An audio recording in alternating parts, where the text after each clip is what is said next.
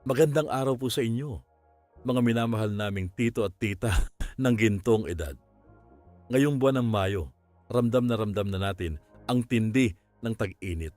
Ang init ng panahon ay karaniwan na kasama ng init ng mga puso natin habang naghahanda sa pagdating ng mga apo at anak na nagbabakasyon. Ang mga bata, excited sa bakasyon. Kayo naman, excited makasama sila, makalaro at makakwentuhan. Sino ba naman ang hindi matutuwa sa mga tawanan at kulitan sa bahay, di po ba? Pero sa gitna po ng kagalakan at paghahanda natin sa mga aktibidad ngayong tag-init, meron din po tayong dapat paghandaan at pag-ingatan. Hindi lang po ang init at ang posibleng epekto nito sa ating kalusugan ang dapat nating bantayan, kundi pati na rin po ang mga taong gumagamit sa ganitong panahon para manloko, lalo na po sa ating mga senior citizen. Alam niyo po, ang mga manluloko, parang mga lamok din sa tag-init, naghahanap ng pagkakataon para makapanlamang at mas nagiging aktibo kapag nararamdaman nilang may pagkakataon. Ang pagmamahal po natin sa pamilya at ang ating pagiging mapagbigay ay sadyang inaabuso nila. Kaya naman, sa video po natin ngayon, tatalakayin natin ang 3 bagong uri ng panloloko o scam na madalas mangyari ngayong tag-init o panahon ng bakasyon. Ito po ay mga modus na gumagamit sa sitwasyon ng panahon at sa inyong pagmamahal sa inyong pamilya. Napakahalaga po na malaman natin ang mga ito para hindi po tayo mabiktima. Layunin po ng gintong edad na gabayan kayo, hindi para kayo ay matakot, kundi para kayo ay maging armado ng kaalaman at pag-iingat. Kaya't pakinggan po natin ng mabuti ang bawat detalye. Bago po tayo dumiretso sa mga particular na scam, alamin muna natin, tito at tita, kung bakit nga ba mas nagiging aktibo ang mga manloloko ngayong tag-init. May ilang dahilan po kasi at mahalaga itong maintindihan natin para mas maging mapagmatsyag. Una, maraming pamilya po ang nagbabakasyon at kasama na dyan ang ating mga apo at anak. Kadalasan ang mga seniors po ay naiiwang mag-isa sa bahay o kaya naman ay may mga pagkakataong sila lang ang nakakausap ng mga scammer sa telepono. Dahil po sa init ng panahon, minsan mas madalas tayong mag-isa sa bahay at maaaring mas madaling ma-distract o malito. Ang mga manloloko po ay sinasamantala ang mga panahong ito kung saan mas madali silang makakilos ng walang bantay o agarang nakakasanggunian.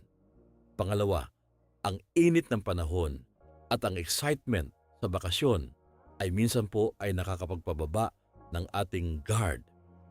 Mas relax po tayo, mas madali tayong magtiwala at minsan ay nagiging sentimental lalo na kung pamilya ang pinag-uusapan. Alam po ng mga scammer na ang ating mga puso ay bukas para sa ating mga mahal sa buhay at gagamitin nila ito para manipulahin tayo. Ang pagmamahal po natin ay ginagawa nilang kahinaan. Pangatlo, may mga pagkakataon po na ang mga kabataan ay naghahanap ng extra income para sa bakasyon o kaya naman ay may mga summer promo at raffle na lumalabas.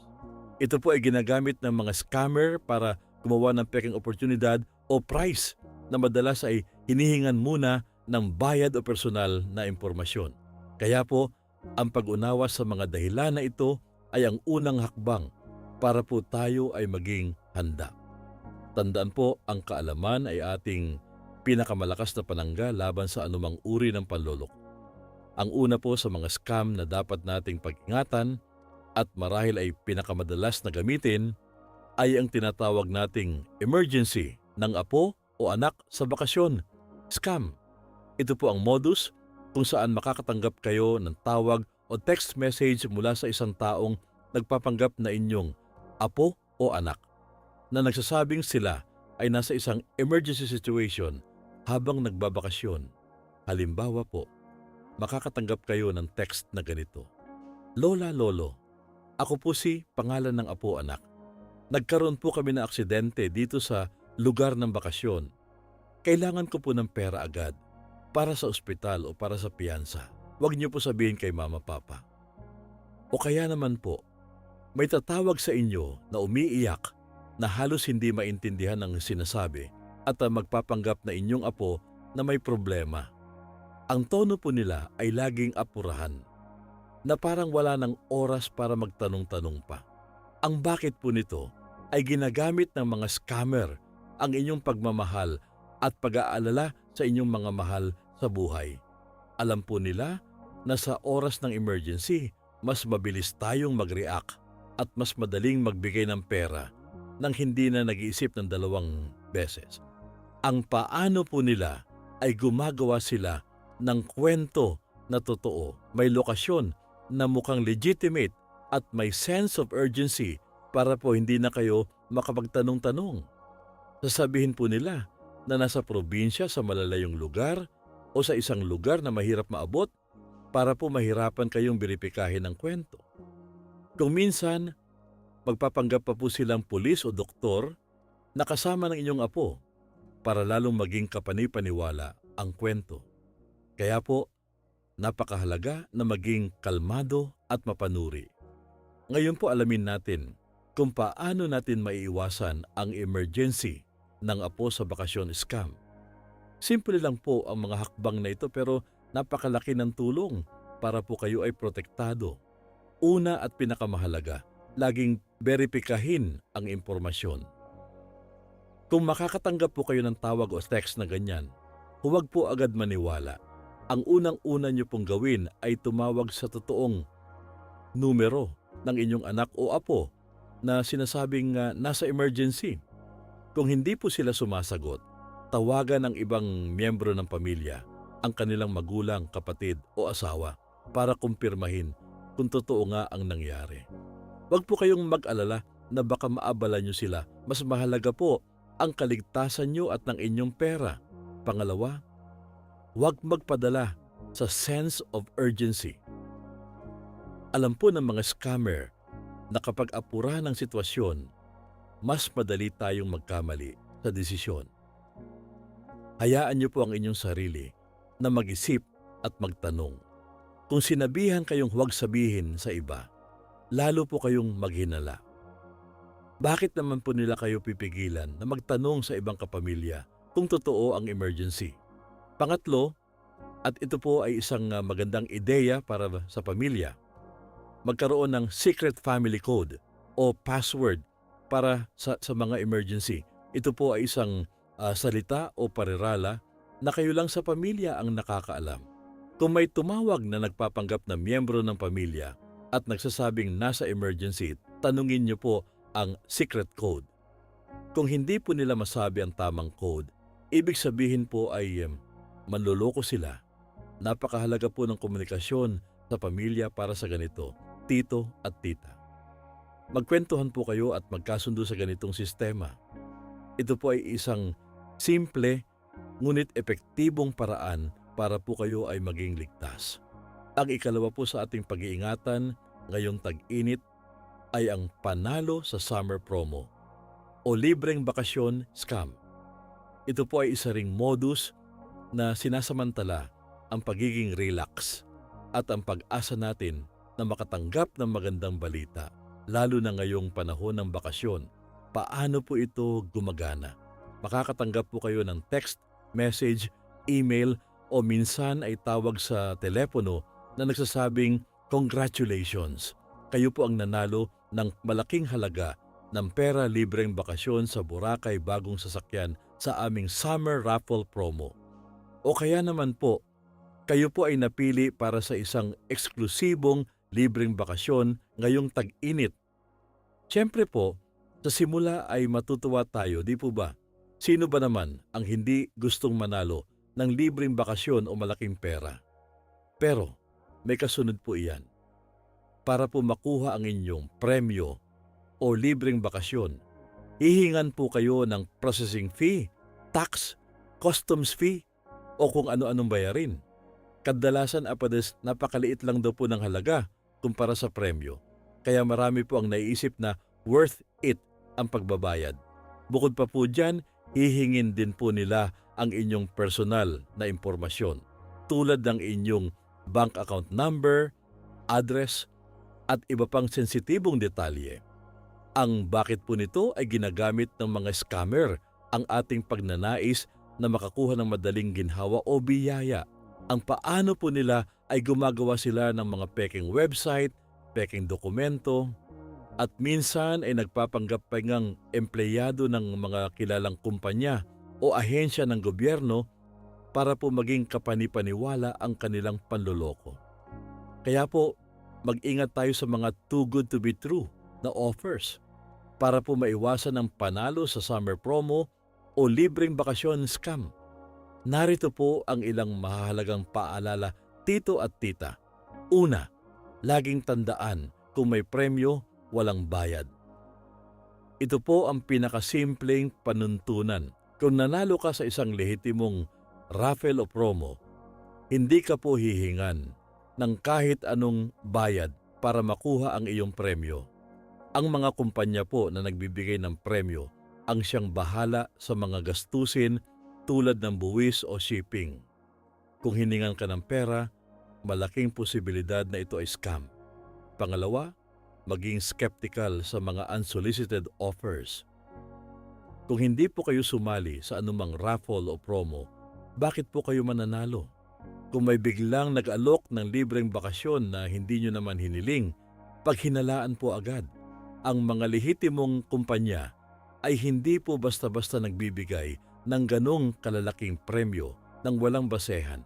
Pangatlo, beripikahin ang pinagmulan ng offer.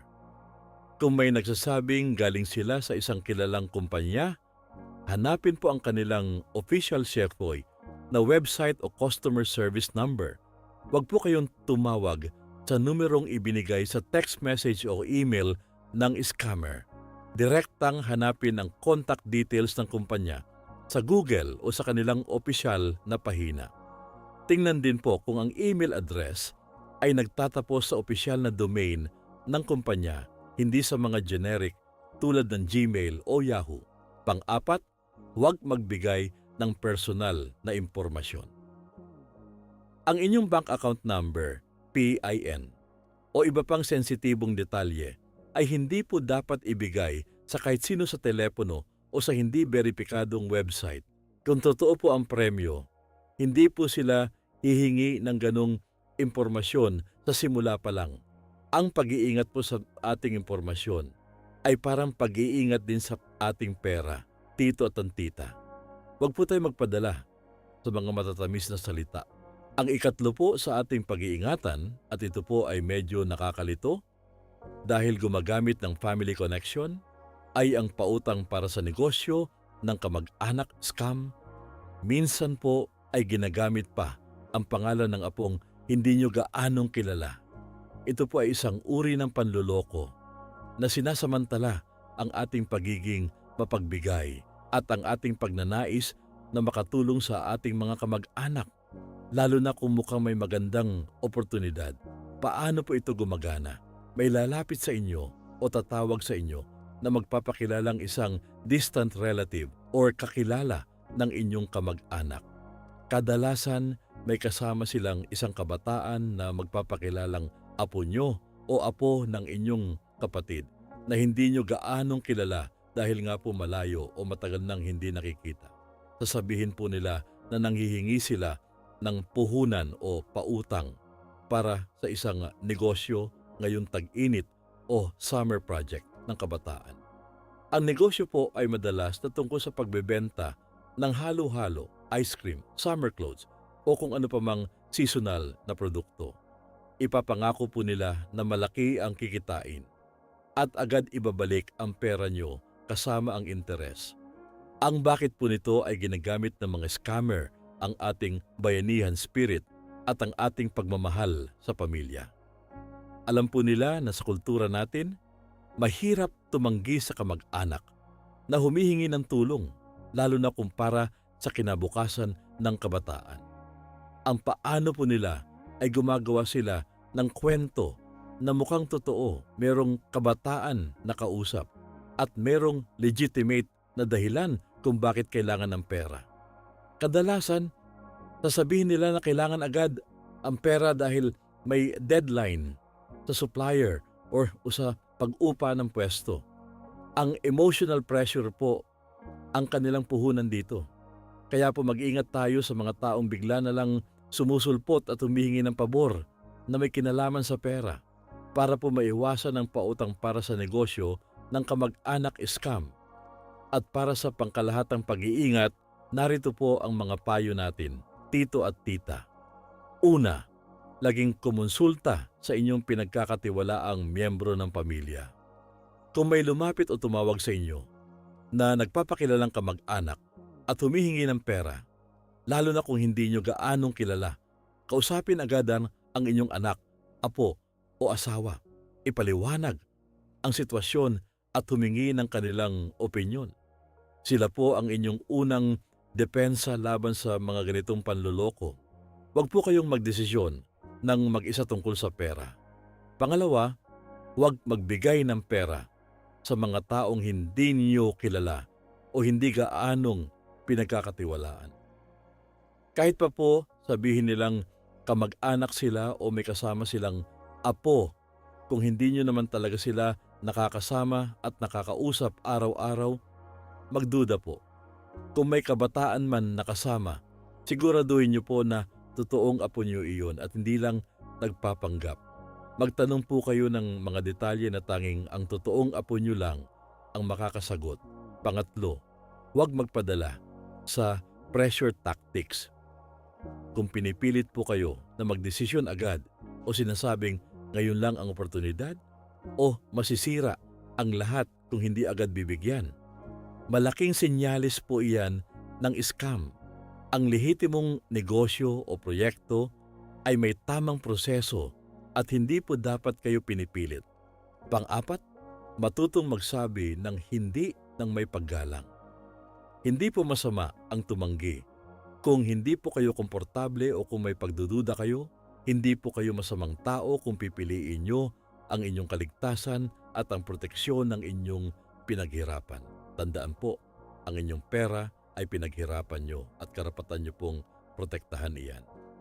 Sa pangkalahatan po, mga tito at tita, ang pinakamahusay na pananggal laban sa lahat ng uri ng scam ay ang malalim na komunikasyon sa pamilya at ang pagiging mapanuri. Huwag po kayong matakot magtanong, mag-verify at maghinala kung may kakaiba. Ang tag-init po ay panahon para magsaya at magpahinga, hindi para mag-alala sa mga manloloko.